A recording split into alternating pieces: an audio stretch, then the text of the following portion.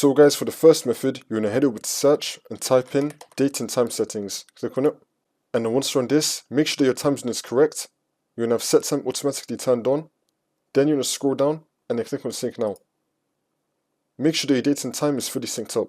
See if that works for you. If that's still not working for the second method, you're going to head over to your web browser. Then you're going to click on the three dots in the top right. And then click on history.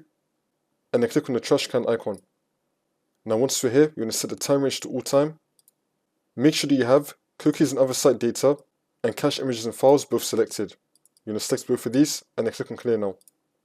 See if that works for you. And now for the next method, once you're on Edge, you're going to click on the three dots in the top right and then click on settings. And now once you're on this, you're going to expand the three bars on the left hand side.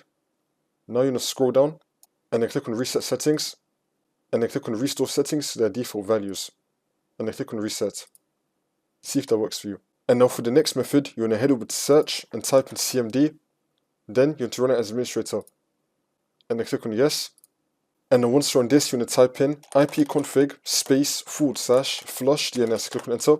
And now you're going to type in netsh space winsock space reset. Click on enter again. And now you just want to restart your computer and then the problem should be fixed.